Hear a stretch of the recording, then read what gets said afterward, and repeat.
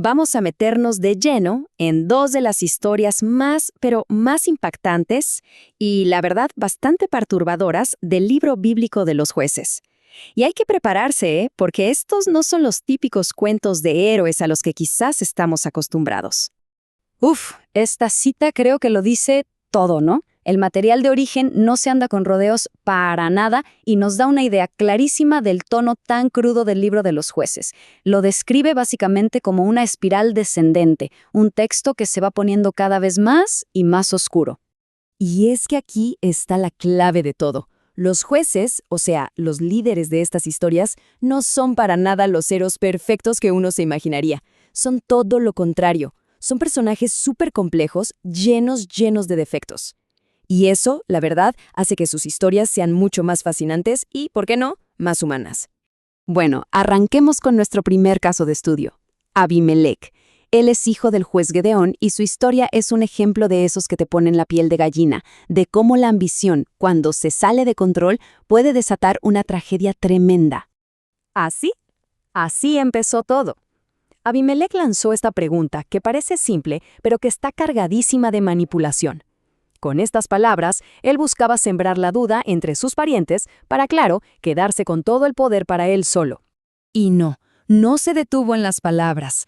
El siguiente paso fue contratar a unos mercenarios, a unos imprudentes, para cometer una verdadera atrocidad. Asesinó a sus 70 medio hermanos sobre una misma piedra. El objetivo, eliminar de raíz a cualquier posible rival. Pero en medio de todo ese horror, hubo un sobreviviente, el hermano más joven, Jotam, que logró escapar.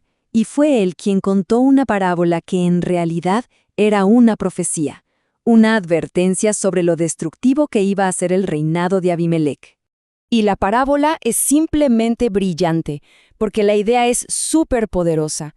Los árboles que sí valen la pena, los que producen cosas buenas, el olivo, la higuera, la vid, ellos rechazan ser reyes. ¿Y quién acepta? La zarza, la que es inútil y peligrosa. Y lo único que promete es fuego y destrucción. Y bueno, tal como lo había advertido la profecía, el reinado de Abimelec se vino abajo. Después de solo 3 años, todo terminó en un caos de traición, guerra y al final con su propia muerte de una forma bastante humillante. Ok, la historia de Abimelec nos muestra la corrupción del poder en su estado más puro. Pero ahora vamos a ver a nuestro segundo personaje, Jefté, que nos presenta un tipo de líder imperfecto totalmente distinto. Su vida es, de verdad, una suma de contradicciones. Pensemos en esto. Por un lado, Jefté era un guerrero excepcional, un valiente guerrero. Pero por otro, su origen como hijo de una prostituta lo convirtió en un marginado, al punto que sus propios medio hermanos lo echaron de su casa. Pero las vueltas que da la vida, ¿no? Cuando el pueblo se vio amenazado, ¿a quién recurrieron? A él. Las mismas personas que lo habían desterrado ahora le rogaban que lo salvara. Y Jefté, que no era ningún tonto, negoció su regreso, pero esta vez en sus propios términos, como su líder. Pero justo antes de la batalla clave, en un momento que le va a cambiar la vida para siempre, Jefté mira al cielo, se dirige a Dios y hace un voto. Un voto impulsivo y, como vamos a ver, completamente catastrófico. Ojo a la promesa. Si ganaba la batalla, iba a sacrificar en holocausto, o sea, como una ofrenda quemada, a lo primero que saliera de las puertas de su casa a recibirlo. Y efectivamente, el Señor le dio una victoria total. Jefté regresó a casa como un héroe, feliz, pero la alegría del triunfo estaba a punto de convertirse en la peor de sus pesadillas, todo por culpa de esa promesa. Porque lo primero que salió a recibirlo, con danzas y panderetas, celebrando a su padre, fue ella, su hija, su única hija, que, sin tener la menor idea, estaba sellando su propio destino. Es difícil imaginar la angustia de Jefté en ese momento, pero, sintiéndose atrapado por sus propias palabras, creyó que no podía dar marcha atrás.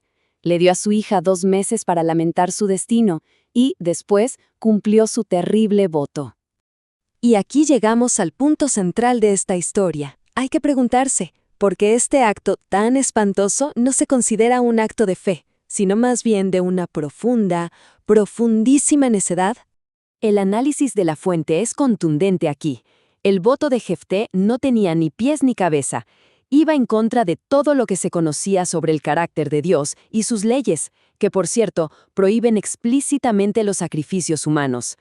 Estaba tratando a Dios como a un Dios pagano. Esta frase de verdad que resume la tragedia a la perfección. Es la gran paradoja de Jefté, un hombre con una fuerza y una valentía enormes que al mismo tiempo fue capaz de cometer un acto de una necedad increíble.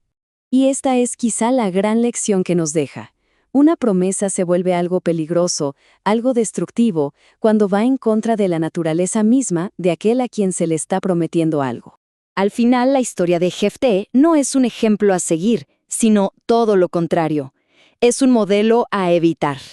Es una advertencia muy potente sobre el peligro de hacer promesas a la ligera y, sobre todo, de tener una idea equivocada de lo que de verdad significa la fe.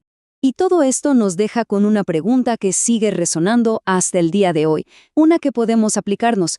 ¿Qué es lo que diferencia una promesa que es un verdadero acto de fe de una que es simplemente un terrible acto de necedad?